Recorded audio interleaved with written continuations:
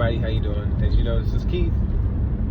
So, I'm driving, as you can see. So as we are now in the throes of what I believe is World War III, or the beginning of it thereof, we need to think differently. We need to think differently about how we live in these days. We're used to going on about our lives in a peacetime era. We are no longer in a peacetime era. We are now in a wartime era. What does that mean? That means we got to change the way we think, the way we do things. That doesn't mean we need to panic. That doesn't mean we need to run out and do crazy stuff. That means we need to shift our thinking. What does that mean? What does shift your thinking mean? That means when you go to an event, you need to ask God, should you be there? If you go to the Dodger game, or you should think twice. Not to say don't go, but as we know, this war is not a conventional war. This is not World War II, and they roll the tanks out and the foxholes. For those of you who look at history books, this is a new war. This is a technological war. This war is going to be fought on different fronts. AI, attacking grids and oil, and attacking gas shortages, power shortages. Does any of this sound familiar? Media may not tell you what's going on, but honestly, you guys, I watch different media.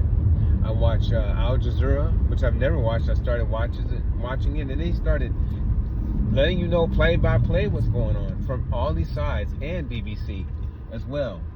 And so our media, unfortunately, does not tell you the reality of what's going on, and we need to know what's going on.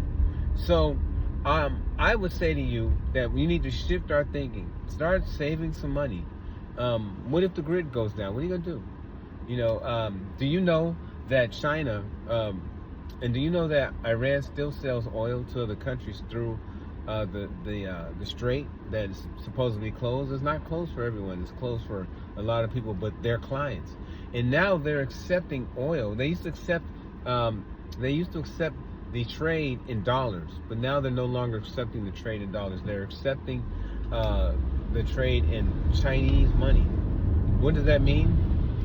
Well, when Iran would sell oil to other countries, they would sell it to other countries in American dollars. Now they're selling it to other countries. They no longer accept the American dollar. They're accepting the Chinese yuan. That is what they're trading oil in. That's a new way. So what does that do for us? That weakens the American dollar. So these are parts of the tactics of war that we are now fighting in. Financial war, AI war. As you know, the countries are fighting for technology to advance robots and different things. So this is not your conventional war. This is not, people running around with bazookas and old school. This is a different war.